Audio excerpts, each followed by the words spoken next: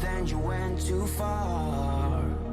When your ship has sailed and all your dreams are lost, everything is wrong, you feel like it's your fault. Just remember, I will be there for you, baby. Remember, there's nothing out there to get you, don't forget it. When life throws lemons, just remember. Just remember. Just remember.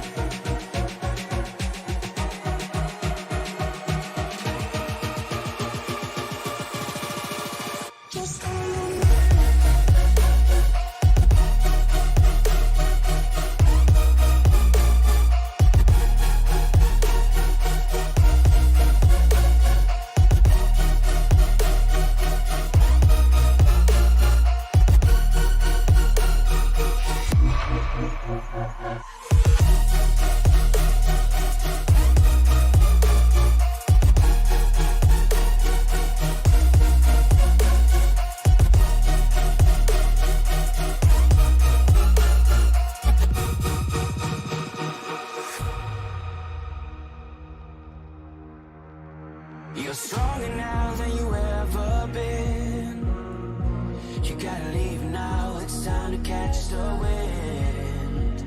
You will climb up high and look through the clouds. And when you're feeling low, I know you'll bounce back. Oh, and just remember, I will be there for you, baby.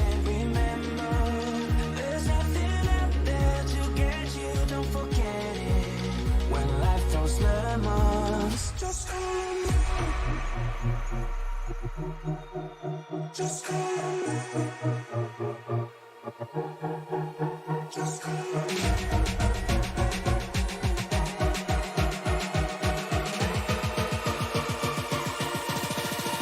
Just remember.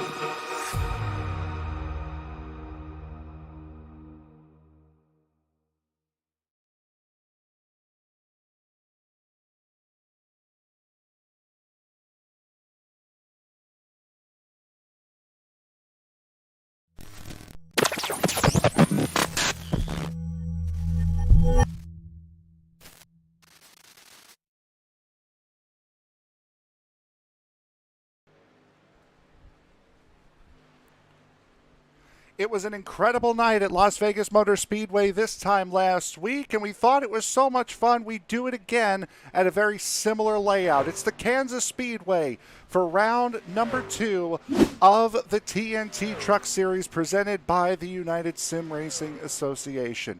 Good evening, everybody. My name is Frank Marchese. Thank you very much for making us a part of your evening here tonight.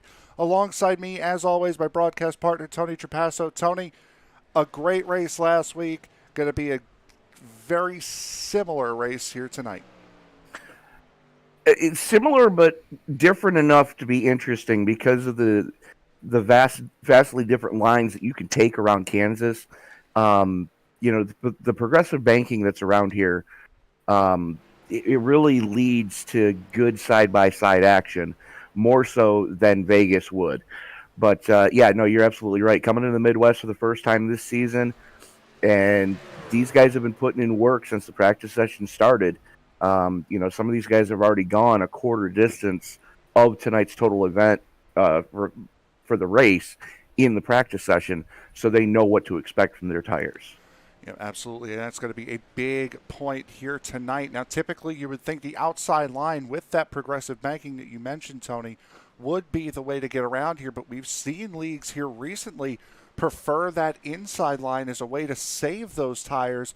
So this way, if they do need to make a move or if they're in a position to make a move, they can use that outside line more effectively.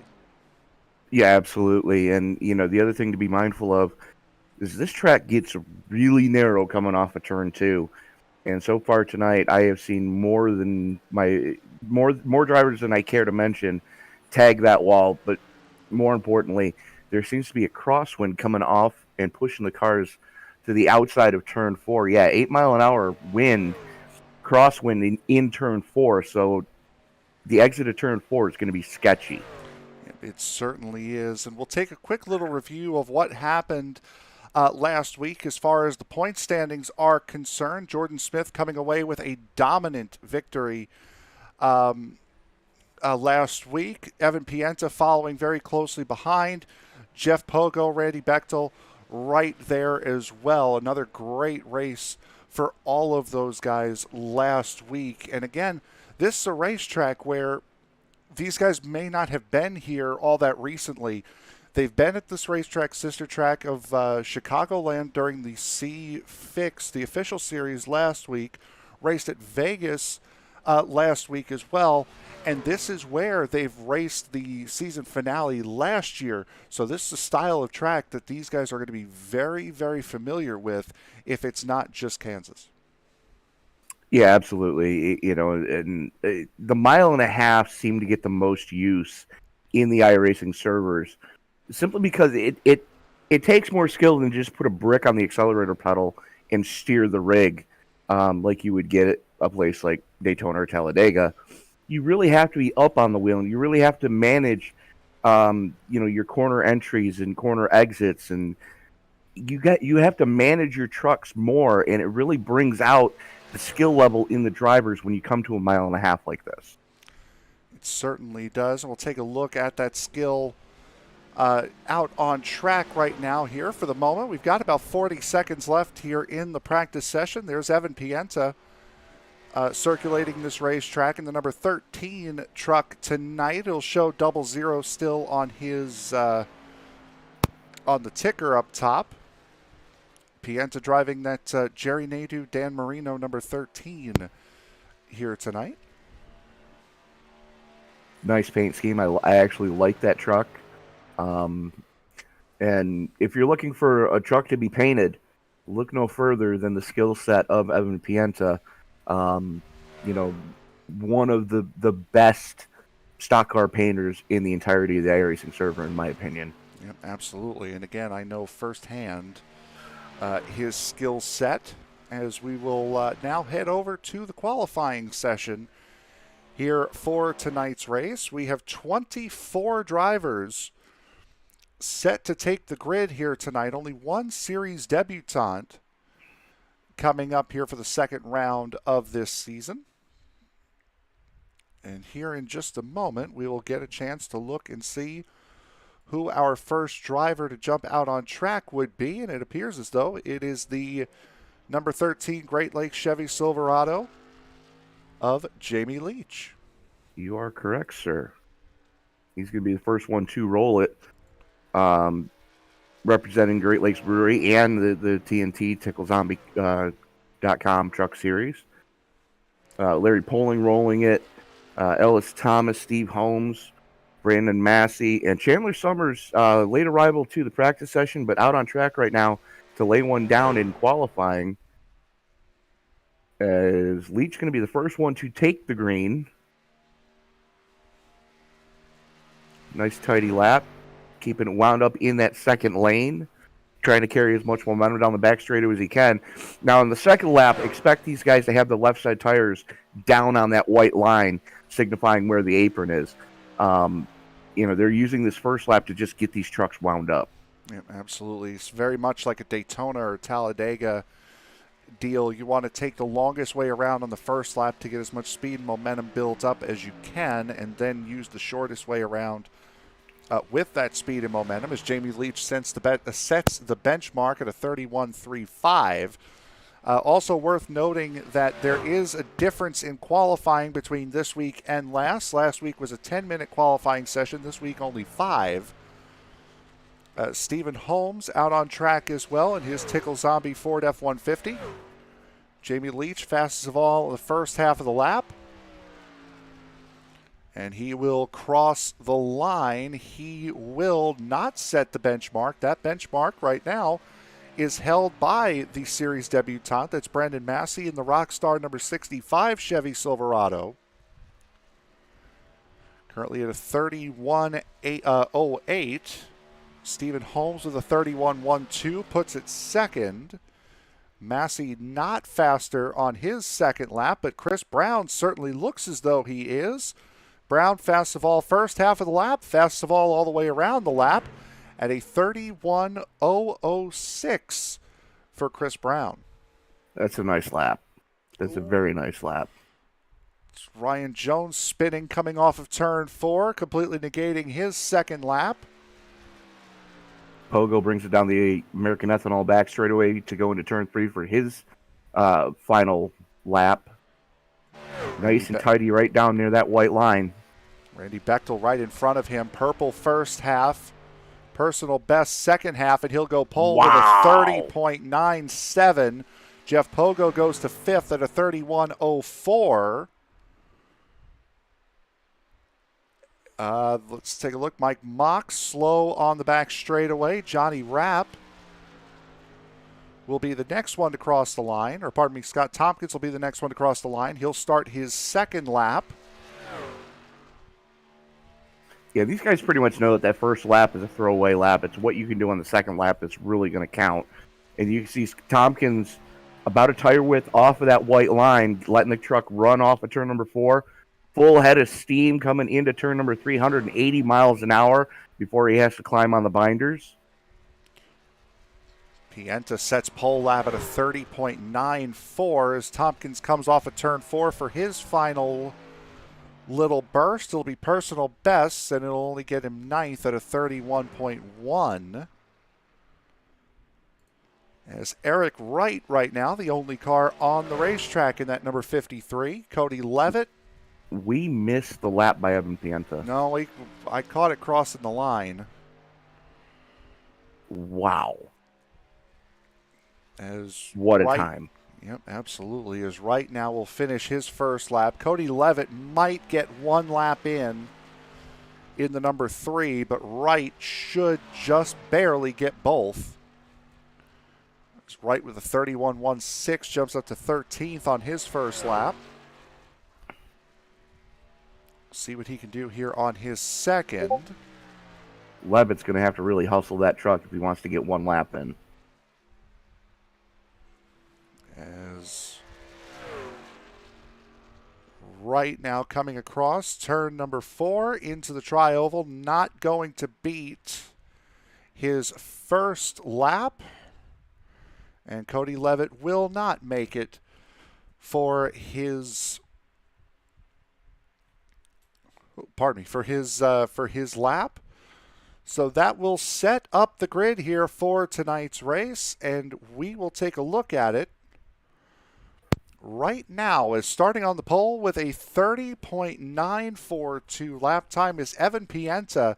He'll be flanked by Randy Bechtel on the outside of the front row. Chris Brown and Brad Allison will make up row number 2. Chris Smith and Jeff Pogo will sit in row 3. First 6 positions, all within 1/10 of a second.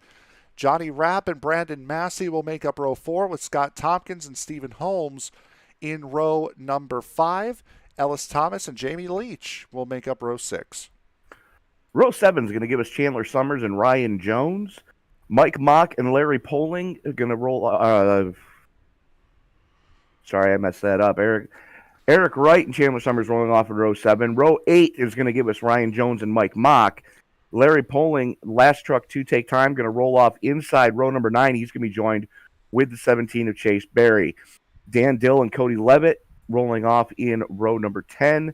Row 11 gives us Zach Calloway and Chris Hone and Jared Hagendorn in the deuce, starting shotgun on the field.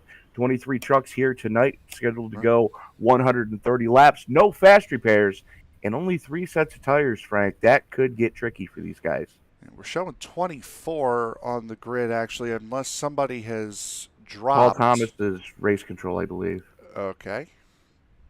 As Chase Barry, Dan Dill, Cody Levitt, Zach Calloway, Chris Hone, and Jared Hagendorn will all start via iRacing after not taking part in the qualifying session. Just waiting for Dan Dill to grid up.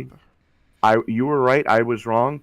Paul Thomas is a starter tonight in the 42, starting outside row number 12.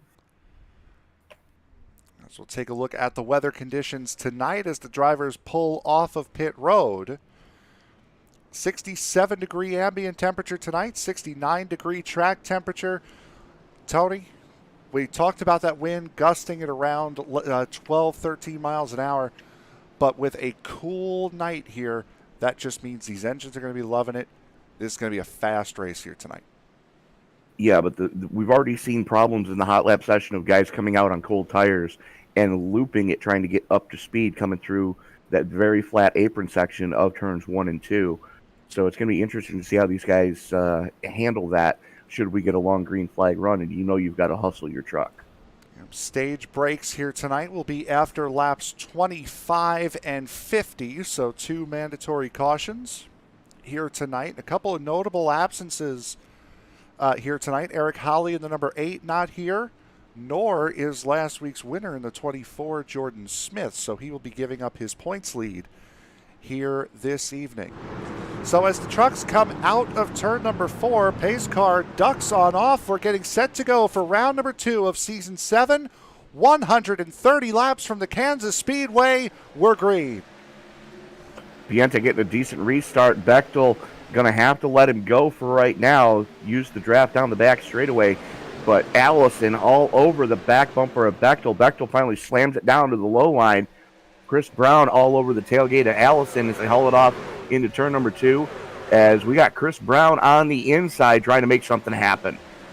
It's Chris Smith, it looks like, on the inside. Chris Brown on the outside in the 1. That's a common mistake. As Jeff Pogo in 6th on that outside line trying to follow Chris Brown through, still very much side by side.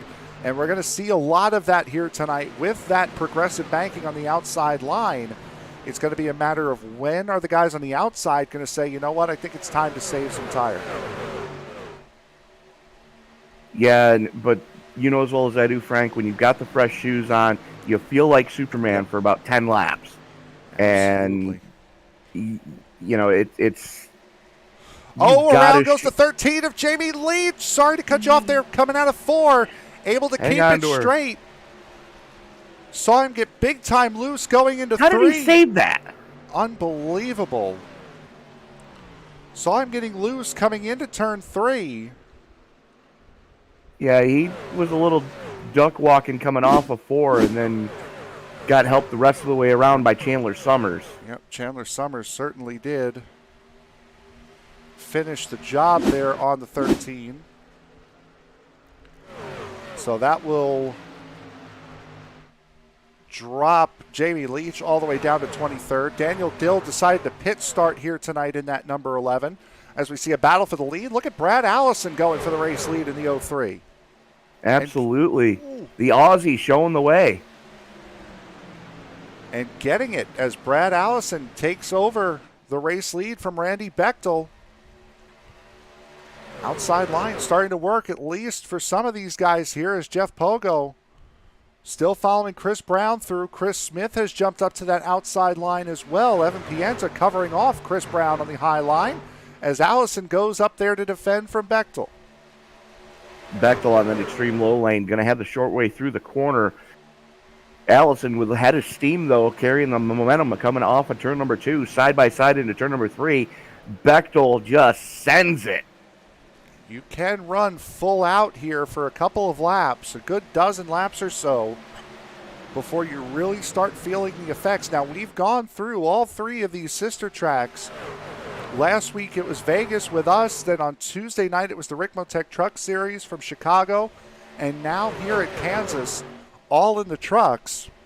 So we've seen what all 3 of these tracks can race like, and they race fairly similar, as you would suspect by their design. As look at Scott Tompkins start to move his way forward on the inside line, bringing Brandon Massey with him.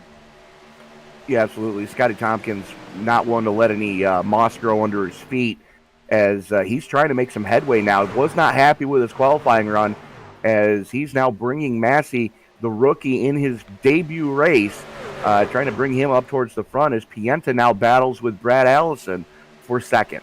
Scott Tompkins up 4 positions from his 9th place starting spot, going for 4th right now, and at least for the moment, edging out in front of the 1. Brandon Massey on that inside line, trying now to maybe peek under the 25, as now Evan Pienta has the 25 of Tompkins under him. He's got Tompkins under him and Brown right on his tailgate. No breathing room for Pienta in that Dan Marino tribute scheme, as it is a big game weekend coming up, Frank. Yep, absolutely. We can't say the name of the game because I don't want to get sued by the no fun league.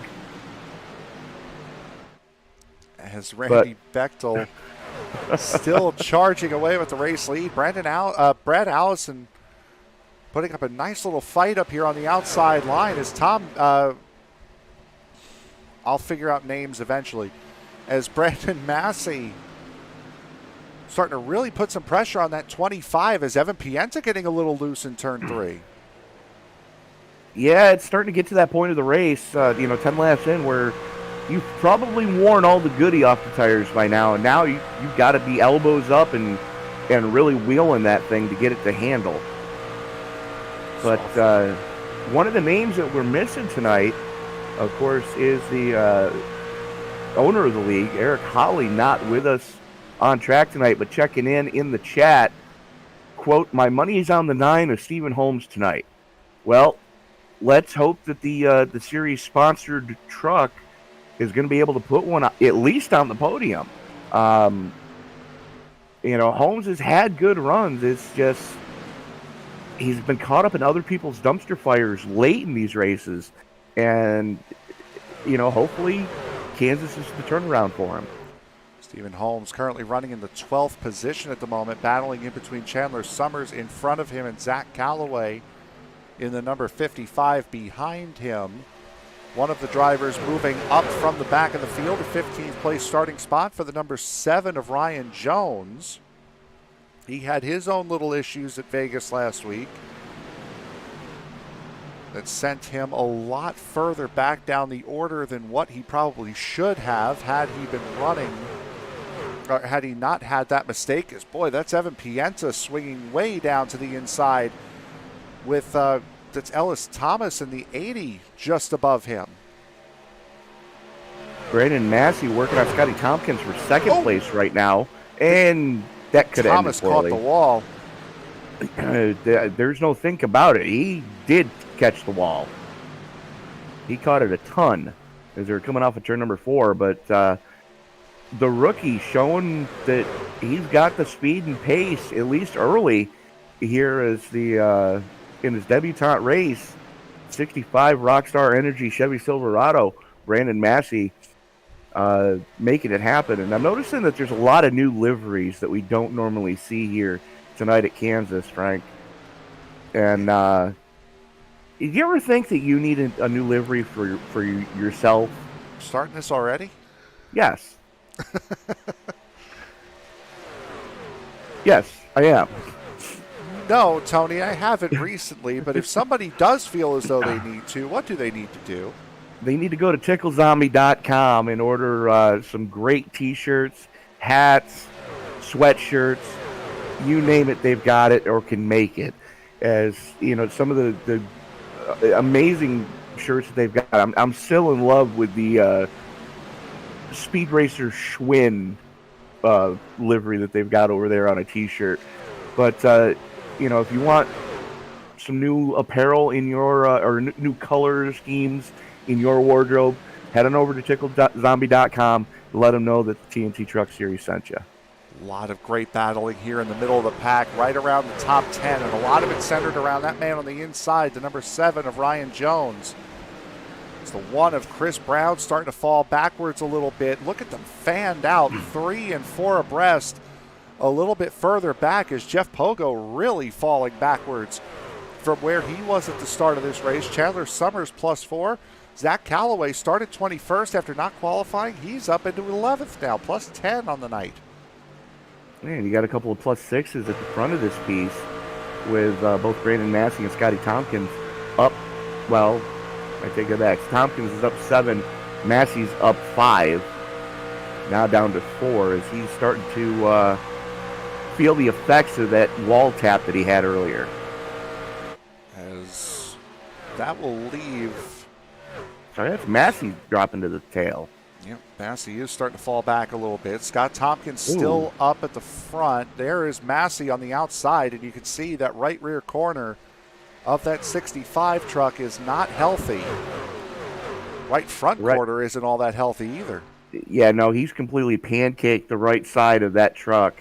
So it's going to be a long night for his debut race as he's now got to deal with the aforementioned Zach Calloway all over his tailgate. Calloway drops down to cut off the 12 of Summers and drop in right behind Chief Cook and Bottle Washer for the TNT Truck Series, Jeff Pogo in the Hoonigan 4. There's going to be a little bit more crazy racing coming up here as we're inching closer to the end of stage 1. The caution will fly as the drivers take lap number 25. So this middle pack racing here is going to get quite crazy. Chris Smith holding off Chris Brown. That's Smith in the 28, Brown in the 1. Zach Calloway still side by side with Massey as Calloway jumps up into 9th with that pass, trying to bring Johnny Rapp along with him, now going 3 abreast with Chandler Summers in the 12. Oh, Chandler Summers wisely backs out of it a little bit to drop in behind Massey. I mean, definitely not something you want to do this early in an event as we're working lap 20 of 130. Competition caution is going to come out in 5 laps. 5 laps time. And we saw how 3 wide going into the corners can work. It was the one and only caution that we actually had at Vegas last week was early when Scott Tompkins trying to work his way up to the front. It's a big slide there from Johnny Rapp at the 52. Able to save that. He'll lose some positions because of it, but he will save that truck. Smith and Brown just going hammer and tongs at it right now for the 6th position. They've been side by side for the past couple of laps. Finally get that one sorted out. Brown able to wrestle the spot away from Smith. Ooh. And then pinches him down going into 3. That's some dirty pool, my friend. Yeah, that's a block that you usually see on lap 121, not lap 21. Coming down towards the end of this stage, Zach Calloway also putting some pressure on Jeff Pogo on the inside going into turn number 1 is Chris Smith trying to take over that 6th spot. As Smith, for the moment at least, looks as though he's got it. Doesn't have Brown cleared on that outside line, however. Well, this is the way they were, just flip-flopped with Smith on the high side just a few laps earlier, able to make the pass through the middle of 3 and 4 on the low lane. Frank, it's boggling my mind the fact that we're seeing the inside line working better here than we do the outside line, considering that at every other oval track we've been to this season or the past couple of seasons, that outside lane has been the preferred lane, especially this deep into a run. We had mentioned at the top of the broadcast that, and it's most people are picking that inside line because you run so hard on the outside trying to take and use that momentum that you get from being up by the wall that it kind of forces you to save your tires down the inside line. So it's kind of having a reverse effect, but it is nice to see the multi-groove racing working that we've been promised by iRacing for so many years. As coming down the back straightaway is Randy Bechtel with little to no trouble, leading by a second. Randy Bechtel crosses the line to take lap 25. He is your stage 1 winner. Scotty Tompkins, Evan Piento, Ryan Jones, Ellis Thomas, Chris Smith, Chris Brown, Zach Calloway, Jeff Pogo, and Chandler Summers grabbing the last point in this stage. For Randy Bechtel, it'll be his second stage win of the season. Took stage 2 at Vegas in the opener.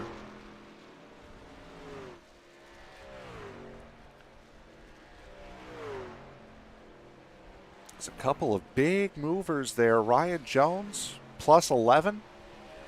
Zach Calloway all the way up to 8th, plus 13 from where he started.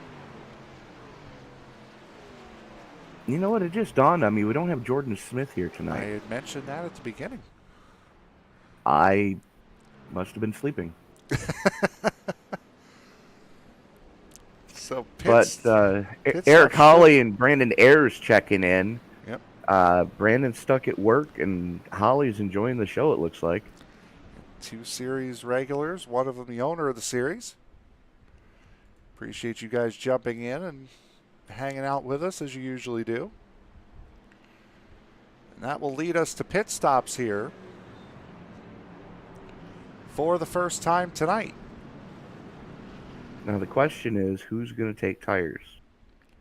We saw it last week at Vegas. You could double stint, at least in the first 2 segments, you could double stint your tires and just take fuel. Is anybody going to gamble and take a set here? That's the big question. What was it? Chase Barry went all the way to the century mark on his first set of tires. Correct. And then just ran out of time. Yep. As I'm not seeing anybody getting jacked up. Yeah, no, I'm not seeing anybody go up either. Fuel only for the entire field. I'm seeing a couple of 11-second stops. Some of these stops are for damage repair, like Dan Dill was 31 seconds in his box. I guarantee he didn't take tires. They were just trying to fix the bodywork so it didn't get tire rub. Randy Bechtel was at 11.5 seconds, and that would be indicative of a 2-tire stop, but I don't remember that truck seeing never his moved. truck go up. Yeah, that truck never moved. Same with Ryan Jones and Scotty Tompkins. You know, those trucks never moved an inch as far as, you know, getting jacked up, because we can see when the truck starts to yaw, you know, that's indicative of the jack going underneath it. But looks like just fuel only for the entirety of the field. Paul Thomas in the 42 looks like he may have taken 4. Dan Dill returning back to pit road. We mentioned that he had pit started here tonight. Brandon Massey catching up to the back of the field after his 40-second pit stop for damage repairs on the front and back right of that truck. How about the 7 of Ryan Jones, currently sitting inside row number 2 on the restart, up 12 spots from where he started. Zach Calloway in the 55, who's going to be restarting inside row 5, again, up 12 from where he started. So, you know, some big movers already early in this event. And Ryan Jones. Jones actually gaining a spot as well on pit road. Was 4th coming down, ended up out 3rd. So Tony, why don't you take us down to green here? And as the field comes out of the turn 4 complex, Pienta has the button as they get into the restart zone. Pienta holds him down. Green flag in the air, and we are back underway, working lap 29 of 130 here. Bechtel under heavy pressure right now from the 7 of Jones.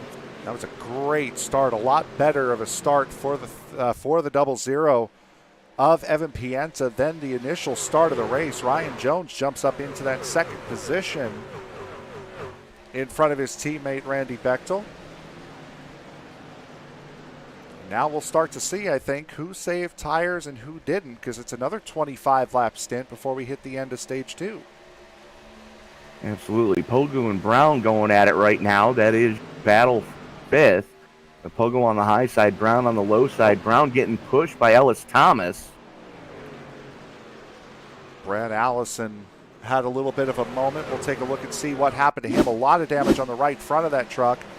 big time loose coming out of turn 4. Ended up collecting the 53 of oh my goodness, Eric Wright. Eric Wright.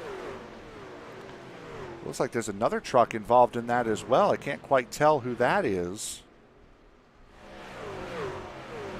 My guess would be Chris Holmes. This is coming through 3 and 4. It's the 03 in gold on the inside, or pardon me, this is the 1 and 2. My apologies. Now we're coming through 3 and 4.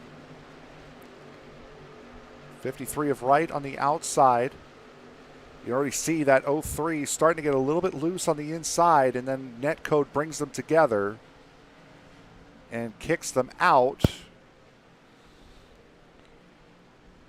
Looks like the 80, you're right, I think it is Chris Hone in the 85 that got caught up in that. Meanwhile, back alive, that battle for 5th, still hot and heavy. Pogo and Brown, neither one giving an inch. Giving respect in the middle of the corners, a lot of separation between the two there, but neither one wanting to give up the position as Pogo has a little bit of a wiggle coming off of 4. We're seeing that a lot here tonight as Ryan Jones going for the race lead on Evan Pienta in the foreground. Jared Hagendorn also with a little bit of a misstep coming out of turn number 4. Take a look here in just 1 second at what happened with him as Ryan Jones completes the pass to take the race lead. More side-by-side action as that's the 55 of Zach Calloway taking position away from Chris Smith with the 9 of Stephen Holmes on the outside of Chandler Summers. That's for 10th. Holmes trying to work his way into the top 10 right now as Summers with a head of steam. Holmes with the drafting help from the 52 of Johnny Rapp. Holmes Ford with the nose out front that moved him up into the top 10 for the first time tonight. Back where he qualified.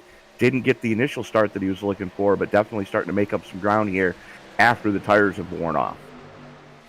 Take a look now and see what happened with Jared Hagendorn. This is coming out of turn 4. He got caught up with it with the 03 as well. Somehow kept that truck straight and avoided the caution coming out. Yeah, these guys definitely know how to save these trucks, sometimes to their own detriment. But, doing what they can to try to make sure that they don't. Whoa, that was a big move out of the 25. Yeah, it got loose out of 4 again, and that's that crosswind you were talking about, Tony. This is not usually a racetrack that turn 4 is a danger corner in the way that it is. Typically, you have to worry about running up and into the wall out of turn 4. Tonight, it's the complete opposite. It's pushing you around. Well, I dare say that, they're hunkering down in most of the state right now because of the sirens going off, just because of the way that the wind is gusting and moving. So the wind's up at 11 miles an hour. And as Tony mentioned, that is coming right across turn 4. Ellis Thomas on the inside, Jeff Pogo on the outside. Thomas now trying to hold position from the 55 of Zach Calloway. As Calloway continues his march toward the front, he's up to 7th now and gets a big run on Jeff Pogo, and that'll be enough to put him up into 6th. And I think if you look at the right front of that number 4 Monster Energy Chevrolet, you could see why he caught the wall out of 4. And say Pogo's caught the wall somewhere, as he's now battling with Ellis Thomas. He's got Stephen Holmes all over his tailgate right now. Holmes and Thomas both going to be able to get around Pogo with the wounds on the Hoonigan number 4. Definitely not something you want this early, as Zach Calloway and Scotty Tompkins going door handle to door handle coming through the trial. Riding on board with Stephen Holmes at the moment.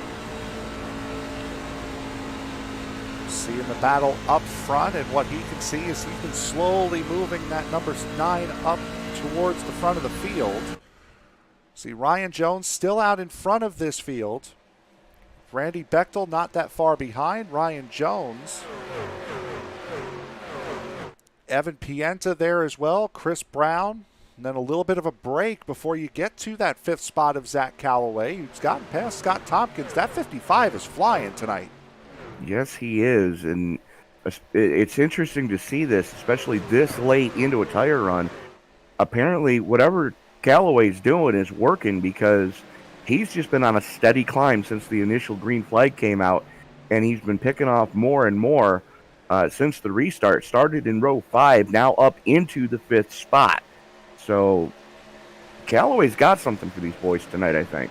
Started in row 5 for the stage. Started back in the 21st position for the race after not taking qualifying, and he has been on a charge in that blank number 55 Blue Ridge Racing machine. Speaking of which, the other Blue Ridge Racing member, Tommy Cannon, not here tonight as well, as one of the absences. Here tonight, typically in the 47. Well, the good thing is I believe these guys get 2 drop weeks. It was the way it was in the past. They have made a couple of changes this season, as we've mentioned. As Jeff Pogo with that damage, not helping that number 4. He's fallen now out of the top 10 as Johnny Rapp passes him. That will knock the 4 of Pogo back down to the 11th position. So he has Chris Smith behind him. Chandler Summers in there as well. Watch out. There's Pogo sliding off of turn 4. Spinning through the infield. And with as far off the racing surface as he is, that will not be a caution. Luckily, he didn't get popped for an unsafe pit entrance, because that would have sucked. Well, he hasn't gone into the pitch just yet. Be part of the reason why, and that would be a good way to avoid that penalty, is not going into the pits, which he does not. Battle for third starting to heat up right now between Pienta, Brown, and Calloway, as Brown and Calloway have just reeled in the 13 being scored as the 00, just hand over fist. That's gotten the 4 of Pogo on the verge of being a lap down. And Tony, again, that's that crosswind coming out of turn 4, really hampering these trucks here tonight. Ryan Jones still out in front. Coming to lap 45, we'll have 5 laps to go before we hit the end of the stage. And from there, it'll be racing all the way through. Yeah, absolutely. As Ryan Jones continues to show the way, the battles, though, behind him are starting to get pretty dicey, as these guys know that the second stage end is coming up, as Stephen Holmes, Ellis Thomas, and Chandler Summers going after it. Actually, Summers has backed out of that melee, but Stephen Holmes and Ellis Thomas just going after it right now for the number 6 spot. Holmes able to finally wrestle that spot away. Calloway, though, now all over the back bumper of Chris Brown as he works to the inside through the middle of 1 and 2. Hopefully he saved enough tires to make this move happen. He's going to send it going into 3. Brown sends it as well in the second lane. They're still side by side. Calloway almost gets the clear coming off of 4 as Brown almost gets into the wall.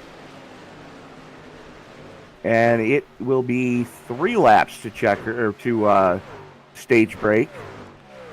And these guys are still going after it. Finally, Calloway wrestles the spot away from Brown.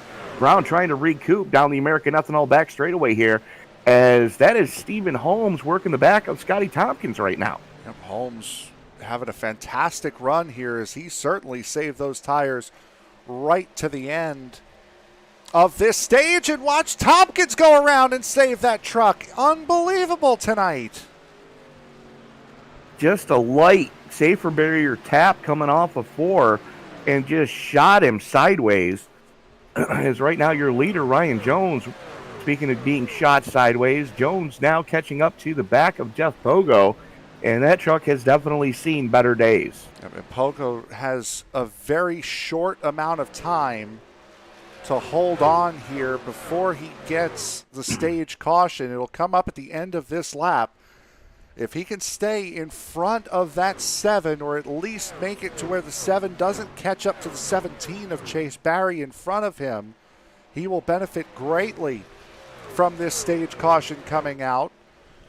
As around comes Ryan Jones going into turn number 3. For the final time in stage 2, had a great run at Vegas, ruined after contact. Finished out just outside of the top 10. Comes across the line. Ryan Jones will win stage number 2, his first stage win of the season. And will collect those bonus points. Randy Bechtel, Evan Pienta, Zach Calloway, Chris Brown, Stephen Holmes, Ellis Thomas, Chandler Summers, Scotty Tompkins, and Chris Smith getting the last point for the stage. Hadn't quite erased the stage 1 winner mark before, when we had highlighted Ryan Jones and had flashed that up on the screen. A little bit of Nostradamus there, I would have to say. There you go, then. That's where the chat says the race is scripted, right? Sure, why not? I broke script. Well, if you folks are watching at home and you think the race is scripted, let us know in the live chat. While you're at it, let us know who you're rooting for. And if you haven't done so already, hit that subscribe button and turn on bell notifications, because, Frank, we've got a ton of racing coming up this week. Yeah, Still. we certainly do. And we'll get to all of that once we get out of the pit stops here, because we're getting ready to have them again. And it is going to be everybody down pit road yet again. And I would have to assume tires are going to be coming this time for everybody. Safe bet. But then the question is, when do you put your final set on? So we saw a couple of different strategies start to play out on Tuesday night at Chicagoland, and it almost worked. Just ran out of time. Pienta almost stopping a little bit long in his box. That's about as far up as they'll let you go. Dan Dill does his patented drive-through pit road, so he will jump out in front. And it will be Evan Pienta, by virtue of that first pit stall, winning the race off of pit road. Ryan Jones coming out in second. Randy Bechtel going to be slated in fourth, with Dan Dill still having to come down pit road. Actually, if Dill does come down pit road, it's going to be for fuel only, I fear, because he's already burned a set of tires. And you've got the set of tires that they started the race on, and then 2 more sets in your back pocket. So if Dill's already burned a set, he's going to have to be careful here. Absolutely. We are about 30 laps shy of halfway here, just finishing stage number 2 from the Kansas Speedway. We're going to step away, take a quick break, and we'll be right back. You are watching the TNT Truck Series presented by the United Sim Racing Association right here on ESBN. Do not go anywhere.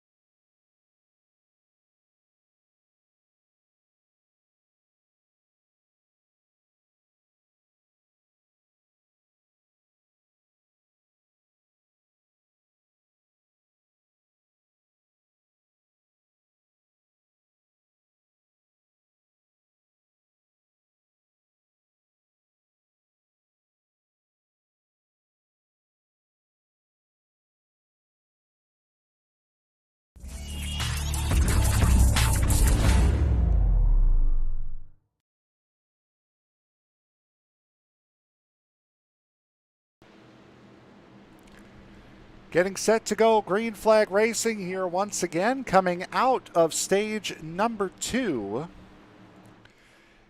for the TNT Truck Series presented by the United Sim Racing Association. Evan Pienta once again will lead them down to green. Green flag is in the air. We are off and running here from Kansas yet again. Absolutely. Is Pienta getting a decent restart so far? Right now, though, Zach Calloway and Chris Brown going hammer and tongs at it. Calloway wrestles spot away from Brown as they come down the back straightaway out of turn number 2. As Stephen Holmes kind of pinched up there, having to deal with Chandler Summers right now and not having a good time of it. First time in a while that these guys will have been on a full set of 4 fresh tires. Oy. They're going to use it right to its full effectiveness here early as Ryan Jones goes down to the apron, looking for that race lead. It's been a payday sweep thus far. Randy Bechtel winning stage 1, Ryan Jones winning stage 2. And after Evan Pienta's Pienta Racing took stage 1 and first and second in the season opener at Vegas last week, payday's certainly going to be looking to get some revenge. Absolutely. Is right now Jones doing what he has to do to get the nose of that truck out in front, hauling it off into turn number 3. But there is a pack of angry wolves right now from Stephen Holmes' back. Zach Calloway way up on that outside line. Look at Ellis Thomas make a big dive to the inside of his teammate Chris Smith in the number 28. Boy, Tompkins flirting with that apron. You can see how much he pushing up off the racetrack from that.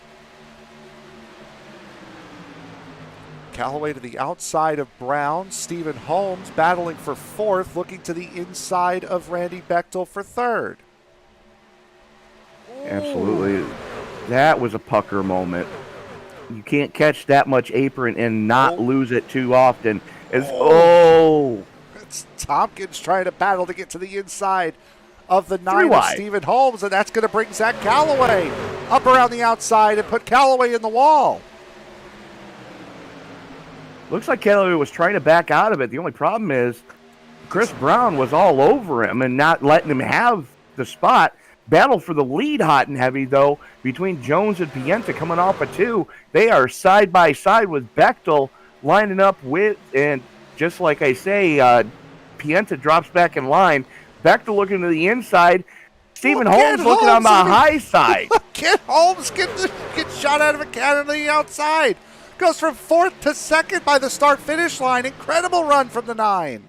Absolutely. This is probably the best run we've seen out of that TickleZombie.com Ford F-150 in a couple of seasons.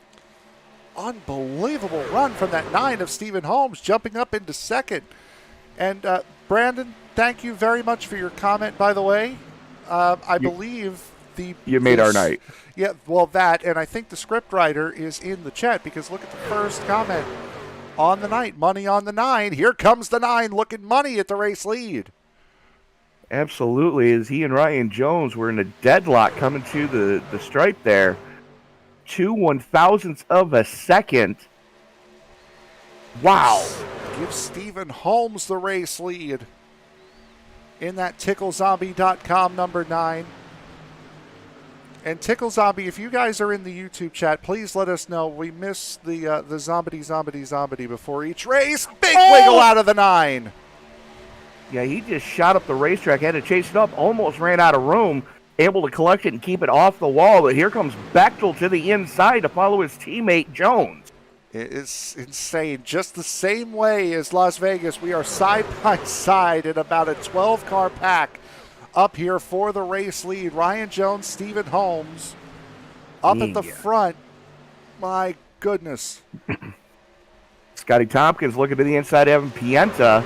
That's your battle for 4th getting hot and heavy right now, as they both have to be careful because you got the 80 Ellis Thomas looking as Jones way down on that low lane, as Holmes working the 2nd lane to almost perfection right now. Pinches down a little bit, gives some room coming off of 2. Nose out front for Holmes as they drag race into turn number 3. Looking back off of the inside of that A-pillar of Randy Bechtel. You see how close these guys are getting just to that apron alone. Now up to the front. As Bechtel, that's the view he's got in front of him, and that's, sometimes you may feel you have a faster car, but there are situations you don't want to stick your nose in, and that right there is one of them, side by side for the race lead. Yeah, 3 wide's never going to work on a mile and a half. I don't care who you are, I don't care what you say. It'll last maybe half a corner. You can hear how much Bechtel is on the throttle around here. On it pretty much the entire way around as Stephen Holmes gets the clearance and takes that race lead away from Ryan Jones. Bechtel still working to the inside. Evan Pienta looking outside now. Pienta looking for that third spot. As we're seeing trouble in the back as Mike Mock has had some issues, as well as Johnny Rapp in the 52 appears to have had a problem. Take a look and see what happened with these two. Coming off of turn 4, net code once again. And once again, because they kept it straight and far enough off the racing line, we stay green. Mock has decided to instantly put it on the hauler, whereas Eric Wright and Chris Hone have been in pit road for quite a bit of time so far, as they're working to get those trucks fixed. Good grief, guys. I don't know how much more of this my heart can take. Tompkins pushing Evan Pienta about as far wide as he could possibly go. Stephen Holmes pushing himself about as far wide as he can go. As Holmes still out on that outside, trying to get a nose to the outside of Ryan Jones. Can't quite do it. Randy Bechtel, a little bit of a wiggle out of the 9. We're seeing more trucks starting to wiggle. As boy, oh boy, Tompkins and Pienta getting close again. They're trying to crash, but the thing is, the skill set's too high in this league for them to actually be able to crash. Good grief. We've only had one caution this season that was not a stage break. That was on lap 10 of the season opener. Ever since then, again, other than the stage cautions, we have gone green the entire season. And they're trying to change that. Place your bets, folks. Are they going to? Let us know in the chat. Jeepers. Holmes and Tompkins almost getting into each other, going into one. You're right. Holmes battling with Tompkins. Yikes. Is he clear? I think he's clear. Yes, he is clear. He's clear whether he wants to be or not. He's not now, as Stephen Holmes once again takes that high line. Bechtel trying to jump off the corner a little bit early as some guys getting into that outside wall. Chandler Summers certainly did. I think the one of Chris Brown did as well. Yeah, he followed Summers right up into the wall. And Holmes getting as close to the wall as he dares. Randy Bechtel trying to push his teammate out of this. Zach Calloway and Ellis Thomas trading paint a little bit going into turn number 3. They're trying to get that one sorted out. We know that Calloway has a fast truck. He just doesn't have an opening right now. While we have a second here, while these guys aren't actively trying to cause a caution, let's take a look. This is just before the restart. This is why Eric Wright is back in pit road. Comes out of pit road just before the race goes back green, just pulls off and stops. So he did get that truck fixed long enough to try to get it out there to recover a couple of laps, and then immediately brought it back in. Chris Hone has been in pit road for 25 minutes now because of that damage. Eric Wright has been in for 10 minutes, but it's his second time down pit road to repair damage. Mike Mock back out on track. Or pardon me, Mike Mock is done for the evening. Correct. It's like Calloway has gotten free so far as he almost gets into Pienta coming off a 4. Man. again, it's trying to wreck, but task failed successfully at this point. Stephen Pretty Holmes much. still trying to put the pressure on Scott Tompkins on the outside. Can't quite get it done. So the question still remains, Frank. When do Yes, you take we are your final past set of halfway. tires? No. When, smart ass. When do you take your last set of tires? I mean, you know you can make it from here, but I would have to say it's going to be after the century mark. It's going to be with less than 30 to go. Or right around there, between 30 and 40 to go, I think is when these guys come in, which means the pit window will open in the next 15 laps. well, it's going to be fun to see who takes 2, who takes none, who takes 4. As Tompkins and Holmes have not let up an inch with that battle for third. Neither of Ellis Thomas and Chris Brown. These two still running side by side as well. Here's Holmes wiggling away on that outside line coming out of turn 2. He's gotten past Scott Tompkins. Tompkins trying to squeeze up into the hole, but Pienta filling that hole, at least for the moment, as Holmes is hanging that truck out, and he'll get the reward for it. Back up into third is that Tickle Zombie number 9. Flirting with the Larson line here at Kansas. You know, somebody want to tell Stevens that this isn't Darlington? I know, right? Tickle Zombie, welcome back in. We've missed you guys so much. We missed that zombie. Thank you so much for popping in and commenting. As now the season, because of that, now the season has officially begun. Absolutely. It now feels like home. Zach Calloway getting big time loose in front of Chris Smith. That's a battle for 5th. Between Calloway, Smith, and Pienta ahead. Can't say enough about the night that Zach Calloway has had, as well as Ryan Jones. Absolutely. Jones plus 14, Calloway plus 15. These guys have been moving up through the field. It's been one heck of a night to watch. If you're into good close racing, this has been it right here. Oh, absolutely. This has been some of the best racing we've seen all season so far through any of the leagues that we've been doing. As Scotty Tompkins finally able to wrestle third away from Stephen Holmes. But Holmes hasn't given up yet. He's still all over the tailgate of that Poblaki number 25. Trying to run away from Evan Pienta, who just had a little bit of a connection issue there. Did that 0-0 of Pienta in the number 13 tonight. And if you're into good close racing, tomorrow night is certainly where you're going to see it. The Circle B Diecast Super Speedway Series will be at Daytona in the Xfinity cars tomorrow night.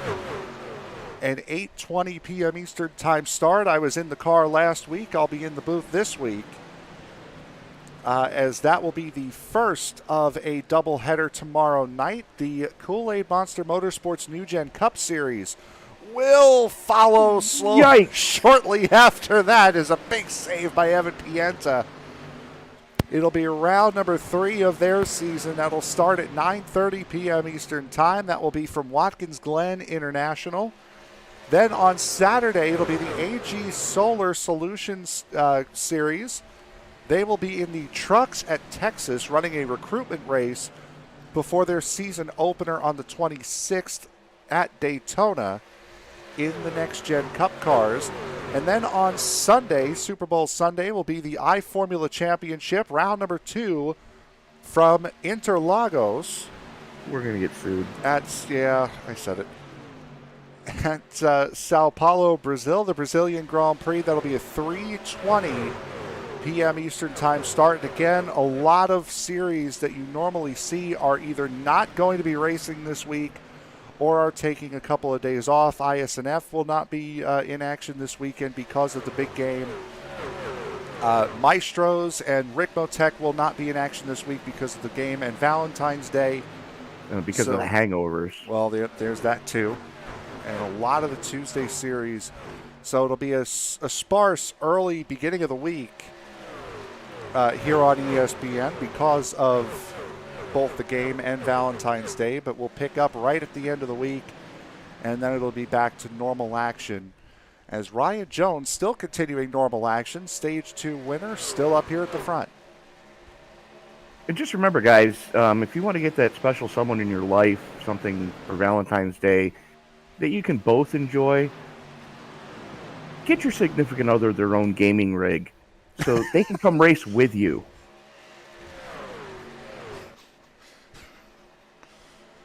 Or you're welcome. Or you could do what most people will do, which is here is a $600 or we'll say a $1,600 gaming rig. You did not just buy that for yourself. Nope, I bought that for both of us. Sounds like more like the believable conversation. There you go. And then you got to get them their own wheel and pedal set and an iRacing subscription. So all in, you're looking about $2,000, which, that's the best way to say I love you to your significant other. Or bacon roses. Those will work too. Oh, big contact with the wall there from Stephen Holmes coming out of turn 4. Look at the right side of that Tickle Zombie number 9. Looks clean. A little bit of a crinkle. Yeah, a little bit of a crinkle in the right rear. Just a slight wow there. Not as bad as we've seen out of some other trucks. I wish you had a telestrator at this point. As now here comes Evan Pienta. As in these trucks, it's almost as if they're made of paper mache in some racetracks, because that is enough to slow these guys down quite a bit. Holmes, though, might not be affecting him all that much. I mean, I know that they use lightweight sheet metal for the most part, but yeah, some of the damage model needs to be tweaked on, because that light of a tall tap that Holmes had should not affect him at all. Speaking of updates for iRacing, there will be one on the 14th.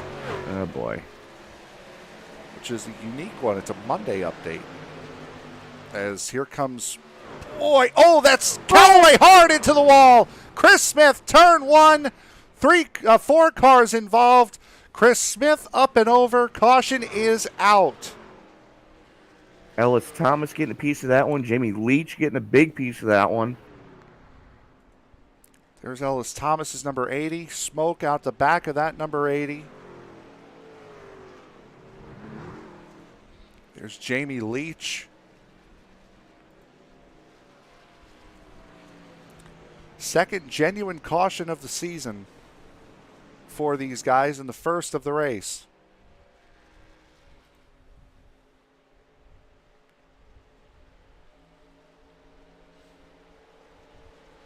As much as I hate to say it, that started because Evan Pienta pinched Zach Callaway into the safer barrier going into 1. Yeah, Callaway had quite a run. Yeah, it was absolutely nowhere to go. Just tags the 28 of Smith. Jamie Leech absolutely nowhere to go in the 13. Ellis Thomas race car to the face. Sure why we jumped on board with Larry Poling there.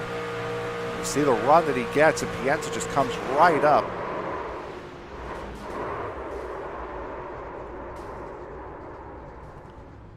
You hate to see that happen. Yeah, see this from Chris Smith's point of view. It's right over his shoulder. Absolutely no idea that that was coming. That he's up and over. Scores in for that barrel roll.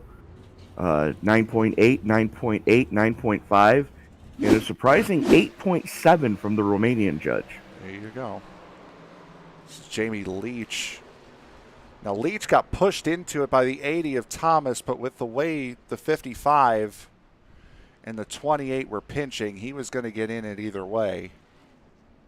Yeah, absolutely. Zero places to go. This is coming out of Do it again. There we go.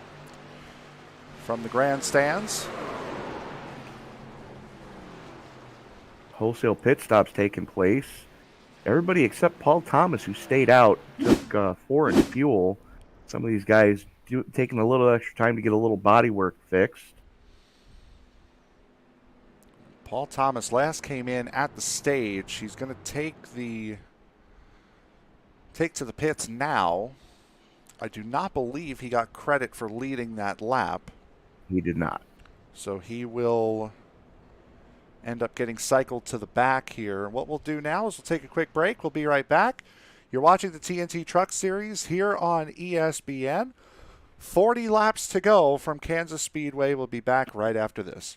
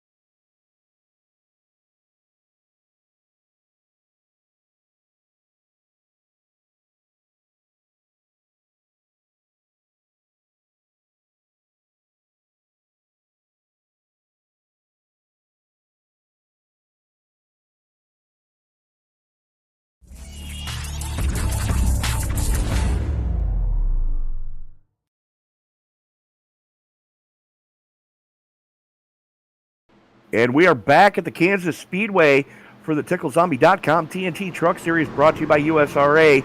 Pace car makes that hard left turn onto pit road. Randy Bechtel winning the battle off pit road under that caution flag. The second real caution of the season. Bechtel gets a good restart. Jones and Tompkins going with him. The two teammates working very well together at the front of this field. And then after that big melee with Stephen Holmes and Scott Tompkins and Pienta all trying to get around them, those two were able to break away from the field to the tune of about a second before the caution came out, as Ryan Jones now trying to get that race lead right back. Tompkins a little bit of a wiggle, and they have a bigger wiggle from Stephen Holmes in the middle. I think Holmes just had a Code Brown moment as Jones takes the lead back over. Tompkins working the inside of Pienta right now. Pienta on those fresher tires on the high lane, trying to get a run going, as Stephen Holmes has dropped back to 9th. Cody Levitt up into the top 10. We haven't heard much from Cody all night, as he's been steadily moving up 10 spots from where he started. I'll tell you another guy. Yep, caution comes out here. Brad Allison. Looks as though, Brad Allison. There you see him turn 3. Oh, he had a lot of help.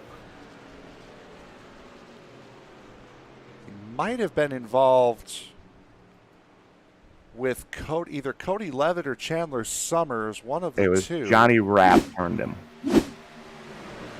There's the 03 right in the middle there. Dan Dill, Levitt. Here comes Johnny Rapp out of 2. Big run. Looks to the inside at the same time Allison does, and around he goes. Boom goes the dynamite. Just about to mention, before that caution came out,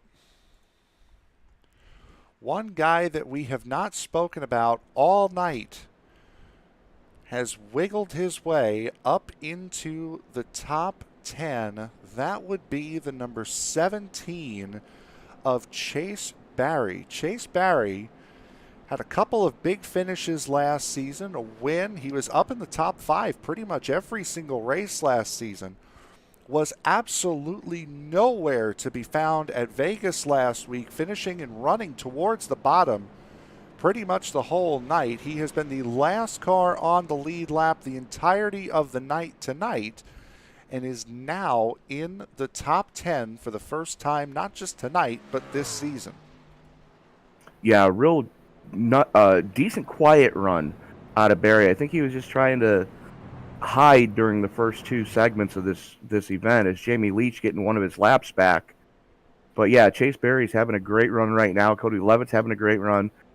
But it all pales in comparison to the run that Ryan Jones has had. He did not get his qualifying attempts in time. I think that 5-minute qualifying window. He had spun on his second lap out of 4. That's what it was. Which put him further back than what he was expecting. Definitely making the most of it right now. And I do need to apologize to the series sponsor. I got caught up with the action on track when we were talking about giving your significant other a gaming rig. TickleZombie.com to the rescue, because it's a lot cheaper than a gaming rig and they get more use out of it.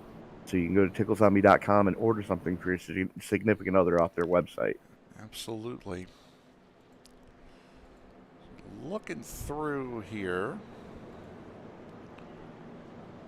Had a couple of cautions now on the night.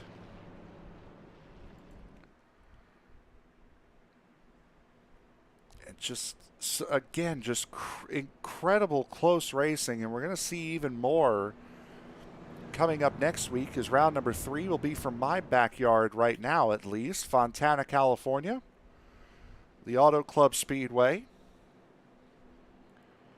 for round number 3. And if you remember the race last year, coming down to the wire between Jordan Smith and Scott Tompkins, those two coming together, colliding, and giving Randy Bechtel a win, that was great action all night at Auto Club, and we're getting set to do it again next week. Yeah, I'm looking forward to going to the 2-miler there in Fontana, California. A little disappointed that they're going to be tearing the current scan that we have up and reconfiguring that track into a short track. No, I think it's... Part of me is happy that they're bringing another short track into the game, or into the real world game of racing. But part of me is a little disappointed that the sister track to Michigan is going to be no more. I don't think, unless I'm seeing something wrong here, I don't think that it's going to be the short track. I think it's the full 2-miler. Well, no, that's what we're running here because they haven't scanned that yet. No, I don't think they have done it yet in real life, is what I'm saying.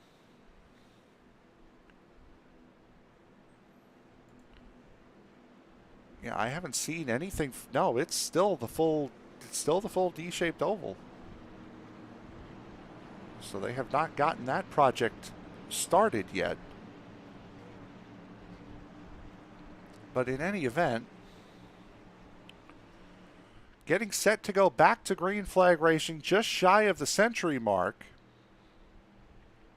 Yeah, they still say it's scheduled. It's going to be a high bank short track, which, as long as they don't screw it up like they did Bristol, we should be okay. Getting set to go racing. Green flag is out as Ryan Jones gets away with that race lead. Again, only the second time tonight that Evan Pienta has not led these guys down to green. Absolutely. As the question was asked just before that caution came out, when do you think they're going to get their final set of tires? About 4 laps ago. Well, now about 10 laps ago. Lap 88 but was the pit yeah, stops. So for most of these guys, anyways. Scott Tompkins in the 25. Looking to the outside of Evan Pienta. A little bit of a wiggle coming back onto the racing surface from Ryan Jones. Pienta gets up into the 3rd position.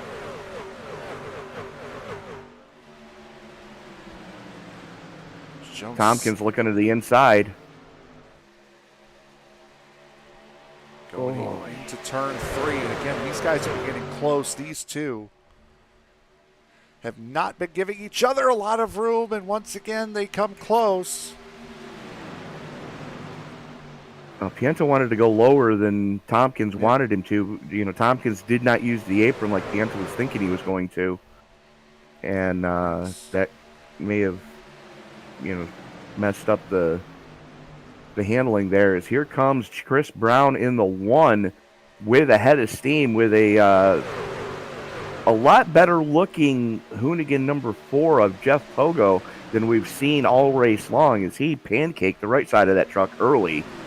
And don't look now, but Brandon Massey's back into the top 10 as well. I was just going to say, Brandon Massey also pancaked the right side of his truck. He's back up here towards the front. A big wiggle out of the 17 of Chase Barry, as he now has Dan Dill up on the outside of him. Dan Dill, again, started from pit road, has been at the back here pretty much all night long, and is now up here in the top 10, running in 9th, battling for 8th with Chase Barry. Nice run out of Dill. Again, one of those drivers that he was looking to just stay out of the way, didn't know what was going to happen early on. Stayed on the lead lap, and looks like the 80 of Ellis Thomas finally coming back out of pit. No, that's 28. Yep, of Chris Smith. There is Ellis Thomas, so they're both right. They're both out there. All right. Both of them hanging out on the apron to give plenty of room to the trucks that are still up to speed. But a lot of carnage here tonight at Kansas. There's the 13 of Jamie Leech, who was also a part of that incident back on lap 85.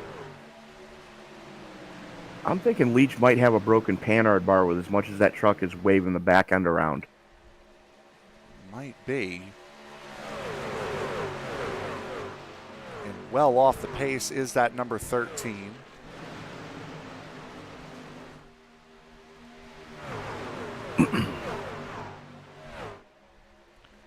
And for him last season,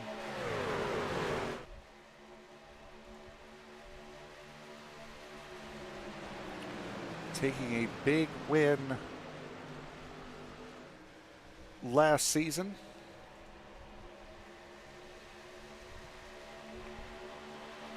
Won the Charlotte night race, didn't he? That's what I'm looking up. No, he won it in North Wilkesboro. That's what it was. Last season did the 13 of Leech. Top 4 starting to stretch their legs right now. Jones showing the way. Bechtel sitting in a comfortable 2nd place as Pienta and Tompkins going after it again. That's going to let Chris Brown reel those boys back in and try to make something happen in the 1, as right now Tompkins pinching Pienta down coming off of 4, gives him a little bit of room. Pienta has to back out of it because he knows Tompkins is coming down, coming through the tri-oval. So Jeff Pogo also poking out towards the back there with the 11 of Dan Dill, his Gateway Motorsports teammate, behind him. So once again, we've seen it pretty much all night. It's been a good 12, 13, 14 truck breakaway up towards the front. Johnny Rapp at the tail end of it here in the 52. And look who else is towards the back of this group. Larry Poling with a solid run. Guy that we normally see towards the middle to the back of the field. He's in the middle of the field here. But a nice run. Nice quiet night. Yep.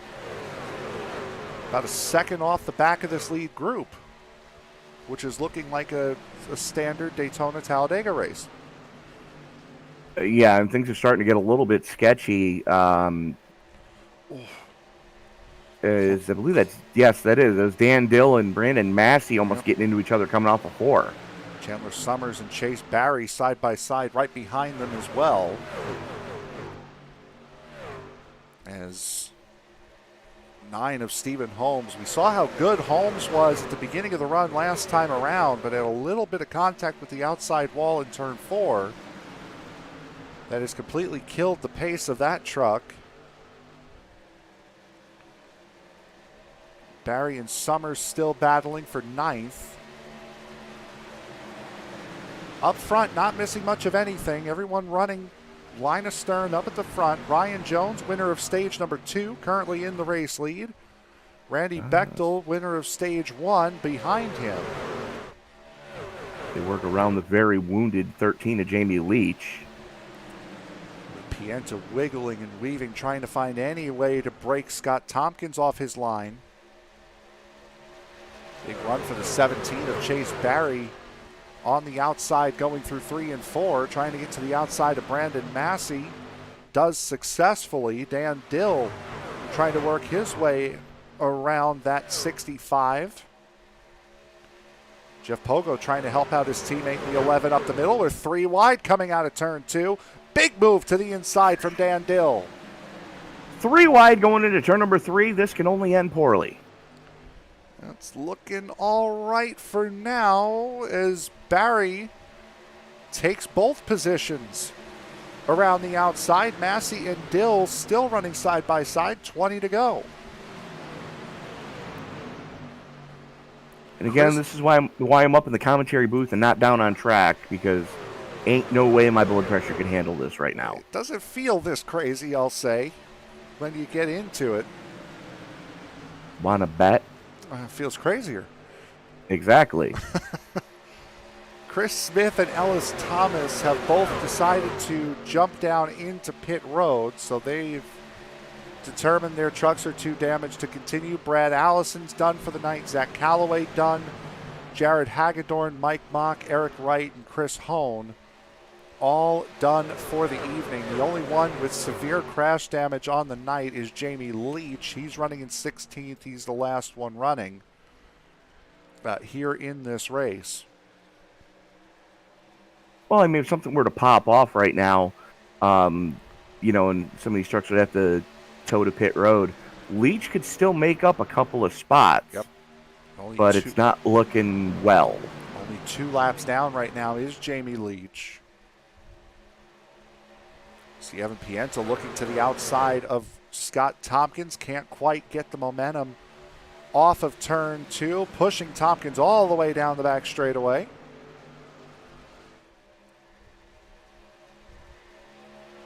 As Chris Brown battling with Chase Barry. Jeff Pogo there as well. There's Pogo in the 4 under the 17 of Barry. Pogo unable to take the position. Biggest mover of the night, the man in the race lead right now, the number 7 of Ryan Jones.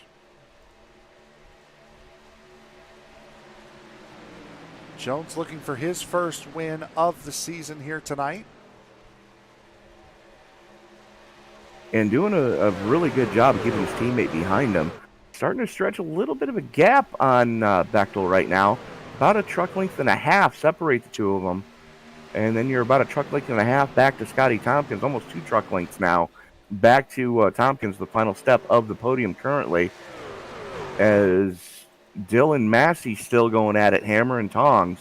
Neither one wanting to give up that spot. And behind them, Chandler Summers and Johnny Rapp, door handle to door handle going into turn number 3. Ryan Jones picking up only 2 checkered flags last season. Winner at the Milwaukee Mile and a winner at Atlanta last year.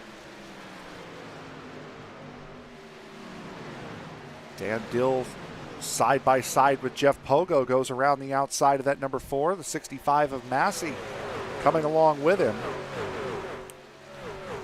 As Massey takes that position away. I think Pogo may have gotten into the wall again, as it looks like he's got a little bit more damage on the right side of that Monster Energy Hoonigan number 4 than he had previously. Might have done. Is now Johnny Rapp and Stephen Holmes battling side by side right behind him. Rapp not going to get the beneficiary of Jeff Pogo here, as Dill, a teammate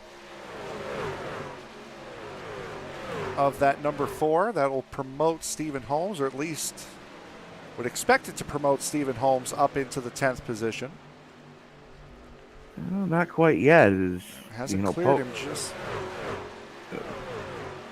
Pogo not giving up. That slide out of the 9 of Holmes. Trying to get away from Pogo. Now trying to help Holmes as Johnny Rapp looking to that Johnny inside Rapp. now. Yeah, he had a big moment coming off of 4. As now he's going to pull alongside of the 9 of Holmes. Cut off number 3. Going to duck back in line and try again. And, you would think that this was lap, 128 instead of lap 118 with how hard these guys are running right now. For the first time this season, Chase Barry's number 17 finds his way into the top 5 after passing Chris Brown in the 1. Evan Pienta and Scott Tompkins battling for the final spot on the podium. Meanwhile, haven't been much trouble up here in the race lead. Randy Bechtel doing what he can to try to help Ryan Jones collect his first win of the season. Bechtel finished 4th back at Vegas last week. Oh, that was contact to the wall. Somebody, Chris Brown, hard into the wall. Well, it was Tompkins and Pienta got into each other coming off of 4 as well. Pienta has certainly fallen back.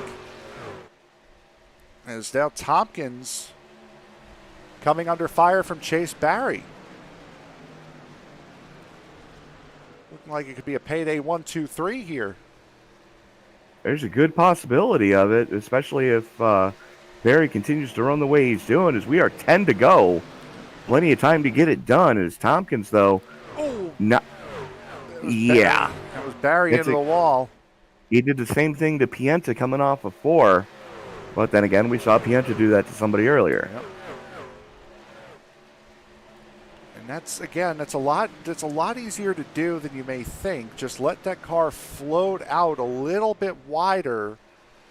I've done it mostly at Charlotte, but it's not something that's all that hard to do. 3 abreast running here. Dan Dill looking for 6th position, has 6th. Trying to keep Chris Brown at bay as Brown starts to fall back after clattering that wall out of 4. Chandler Summers on the inside trying to take advantage. Instead, it's going to be Brandon Massey in the 65 on the outside taking the advantage. This all a battle for the 6th position. Throw a blanket over those guys right now, as they are stem to stern. Dill, Brown, Massey, and Summers. Chase Barry all over the back of Tompkins again. Here comes Barry to the inside. Full send it mode for the 17 going into turn number 3. Tompkins can't defend. Slide job coming off of 4. Might have made contact with the way that 17 wiggled, but nothing too severe. As Barry now gives the position back to Tompkins. I don't think Tompkins gave him a choice in the matter. No, I don't think so either. We heard about some ruffled feathers at the end of the Rick Motec race at Chicagoland for doing moves very similar to that. Yeah. Again, 2nd consecutive week at a track that's very similar to each other. This track in Vegas, with Chicagoland being the official track last week, it's a lot of racing on these kind of racetracks. Yeah, very much so. But, the 3 tracks, they don't race night and day from each other, but they do race differently. Chicagoland, Vegas, and here at Kansas. Oh, into the wall hard, the 25. That might be the opening Chase Barry needed. Yep. As we are 5 to go.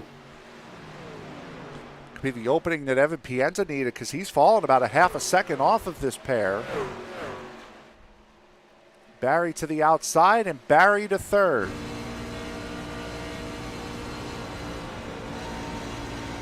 The question is, how much is that damage going to affect Scotty Tompkins as he is starting to fade off of Chase Barry and fall back into the clutches of Evan Pienta.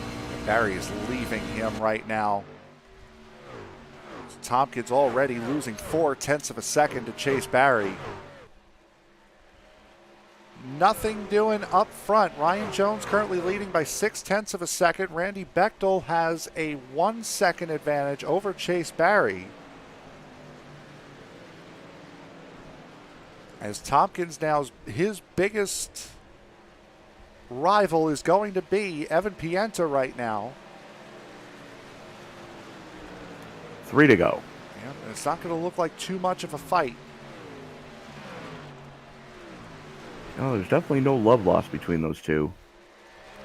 Those two have had a lot of close battles here tonight. A lot of close racing. A big swing up to the outside for Tompkins trying to cut the run of Pienta off. Couldn't quite do it. Pienta knew it was coming too. You saw him coming off a 2. Immediately cut it down to the inside. And it's popsicle sticks in the air. Ryan Jones continues to show the way. Nothing but payday teammates behind him. Yep, absolutely. And Bechtel really has not fought him, as we've mentioned. Didn't fight him for the stage win. Hasn't really had anything for him right now. Still have one circulation of this racetrack to go, and anything could happen in the quarter of one we have left. But right now it's looking like Jones. All he's got to do is keep it dirty side down for another 1.5 miles. Jones is going to get his first win on the season. Up 14 spots from where he started. The only bigger mover is his teammate Chase Barry, who's currently up 15. Bechtel starting to really close in now. The gap was about 0.6 of a second. It's now down to 2 as Ryan Jones comes around turns 3 and 4. It is a payday sweep here at Kansas Speedway. Ryan Jones wins round number 2 with Bechtel and Barry behind him. Evan Pienta able to hang on for 4th. Scotty Tompkins salvaged 5th. Dan Dill, after pit starting, comes home in the number 6 spot. Chris Bounds 7th. Chandler Summers in 8th. Johnny Rapp in 9th. Brandon Massey rounding out your top 10. Stephen Holmes, Cody Levitt, Jeff Pogo, Larry Poling, and Paul Thomas in 15th, rounding out your lead lap cars of those still running. Jamie Leech, a couple laps down, coming home in 16th, still running. And Ryan Jones starting a lawnscaping service. Yep. Burn it down in the grass as you would do it. Again, how about Chase Barry?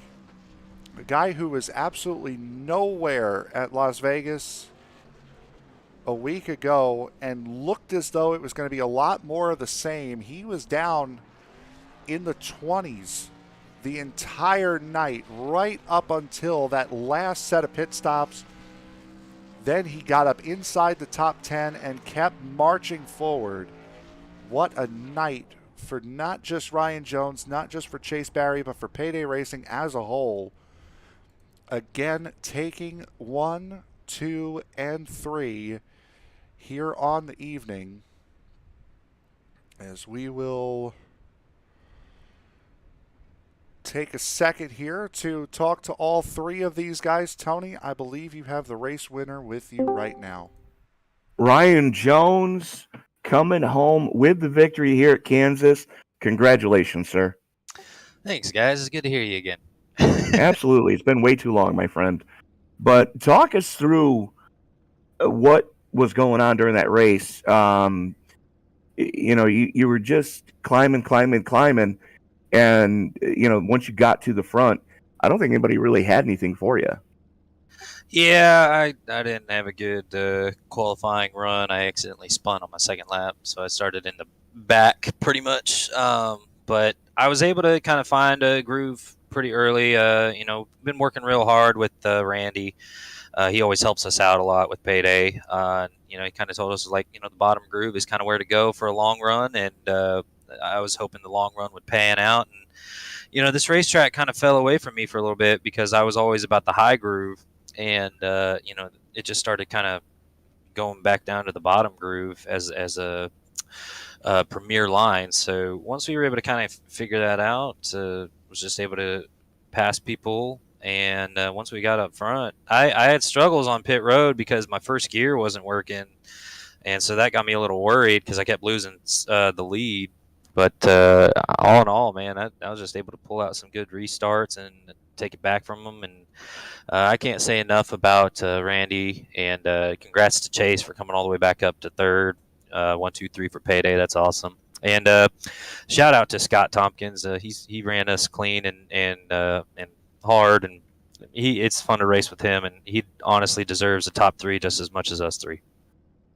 Well, Ryan, we go into a track that, for the most part, has been the bane of your existence the past couple of seasons. As we go to Chicago or to Auto Club Speedway next week in Fontana, California, your thoughts going into the 2-miler there? It's like actually one of my favorite tracks, and just lately I just haven't had the best luck there. The first race I ever did, or the first season I ever did with USRA, I ended up racing there really well when we had the Cup cars, and so it's trying to hard. I'm having a tough time figuring out the trucks there, but I really love that track. So hopefully I can figure something out and pull off another win or get a decent finish with these guys. It's fun to race with all of them. And, it's fun to watch the reruns with you guys. You guys always put on a good show. Well, you guys put on a good show for us to give those great broadcasts about. But Ryan, congratulations on your first win of the season. Hopefully we're talking to you again next week from Auto Club. Sounds good. Thanks, guys. Appreciate everything y'all do. So that was our winner. And Frank, I believe you've got second place with you. Yes, I do have second place with me right now. That would be Randy Bechtel. First time we've been allowed to hear from you since Darlington, and quite a night for you and your team. A complete sweep of the podium, a stage win for you. Just a great night all around for you. Yeah, it's a pretty good night.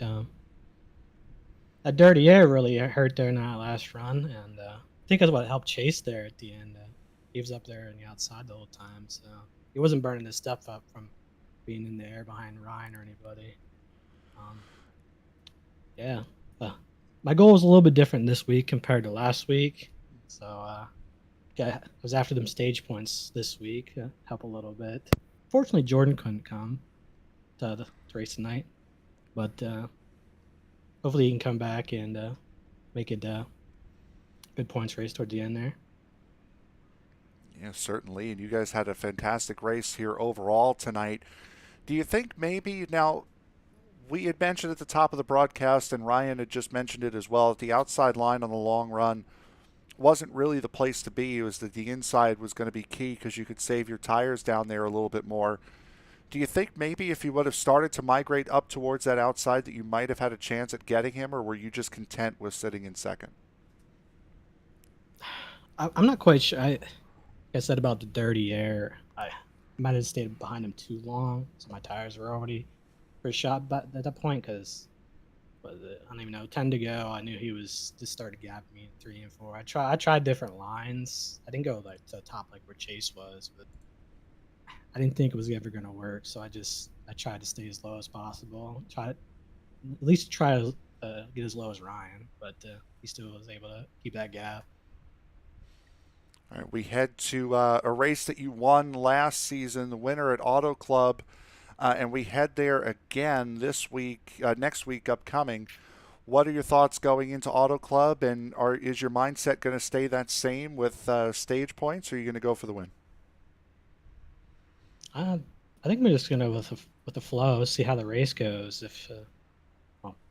We don't really have a lot of cautions here, so probably try to go for stage points, but if things fall differently, probably change strategy up, but definitely at least try to go for the win at the end. The stage points, maybe. All right. Anybody else you want to thank before we let you go and celebrate?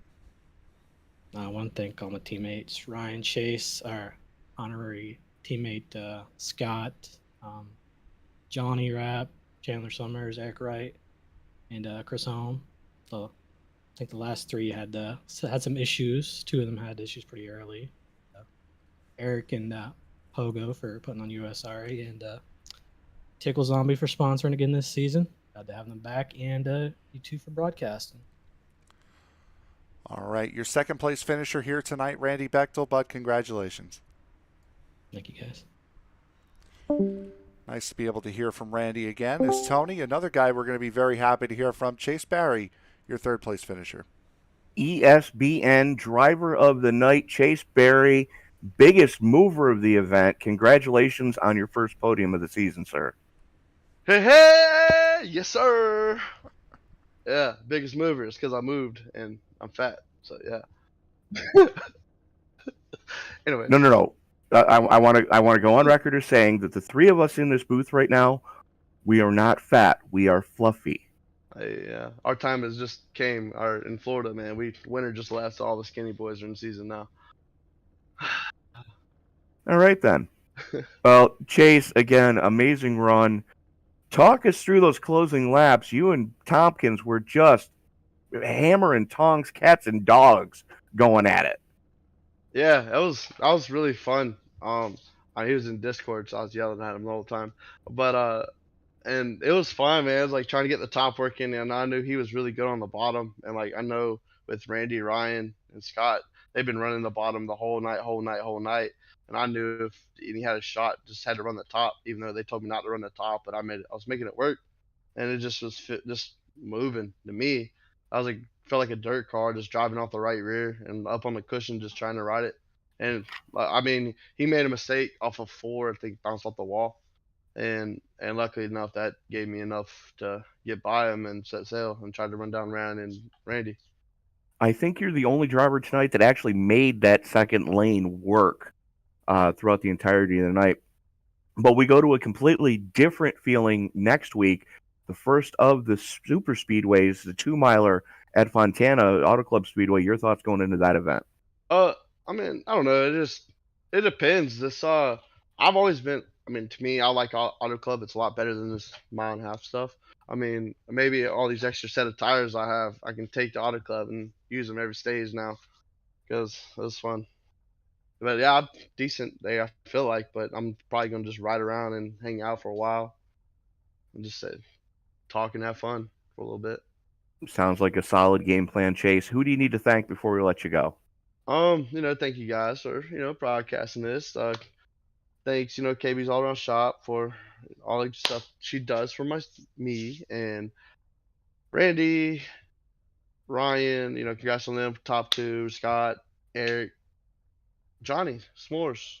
And if I keep going on and on, but y'all gotta get off here eventually. I can go on and on, talk all day. Y'all know that. Absolutely, Chase. It's been too long since we've spoken to you. Don't let that happen again. Hopefully, we're talking to you at the end of the race next week at Chicago Auto Club. Yeah, that'd be fun. That'd be fun to talk to you guys again. All right, Chase. Best of luck to you then. All right, thank you. And there is our top 3. And Tony, once again, just an unbelievable night here from Kansas Speedway with the TNT Truck Series. Some of the best racing we've seen on the network. Every single week, these guys get a chance to go out on the racetrack. We're amazed at what they can do. Oh, absolutely. I mean, this is probably the best Thursday night league in the entirety of the iRacing servers. And arguably one of the two best. They're, in my opinion, they're neck and neck for a tie for the best truck series in the iRacing server right now. And we have the honor of broadcasting both of them Tuesday night and tonight. So, just amazing action throughout the entirety of the field. A lot of door handle to door handle action, but a lot of clean racing. And that's the takeaway from here. These guys know how to keep it clean. And if they do make a mistake, they know how to save. And we saw these guys doing that a lot here tonight. Now, hopefully this will work because I had a little bit of a timing issue. We'll see what the results are on screen. Yep, nope, we're not seeing them. So, Tony, you're in charge of the results tonight, bud. All right. Ryan Jones, Randy Bechtel, Chase Barry, a payday 1, 2, 3. We heard from them already. Evan Pienta hanging on for 4th. Scotty Compkins, after tagging the wall in the closing laps here, drops to 5th. Dan Dill, after pit starting, comes home in 6th. Chris Bound 7th. Chandler Summers, Johnny Rapp, and Brandon Massey in his debut race, rounding out your top 10. Stephen Holmes brings the number 9 TickleZombie.com Chevrolet Ford F-150 home in 11th. Cody Levitt hangs on for 12th. Jeff Pogo, after having a rough night, brings it home in 13th. Larry Poling, one of the best finishes we've seen out of him, coming home in 14th. Paul Thomas hanging on for 15th. Last truck being scored on the lead lap. Last truck still running was the 13 of Jamie Leech, coming home in 16th. Chris Smith, Ellis Thomas, Brad Allison, Zach Calloway, Jared Hagendorn, Mike Mock, Eric Wright, and Chris Hone, all putting them on the hauler early. Yep, and that will effectively do it here tonight for us here on ESPN. We thank you very much for joining us. Coming up tomorrow will be a doubleheader. It'll be the Circle B Diecast Super Speedway Series in the Xfinity cars from the Daytona International Speedway. That'll be an 8:20 p.m. Eastern Time start. Following shortly after that will be the Kool-Aid Monster Motorsports New Gen Cup Series. That'll be a 9:30 p.m. Eastern Time start, and that will be from Watkins Glen. On Saturday, it'll be the AG Solar Solutions Series. They will be in the trucks at Texas.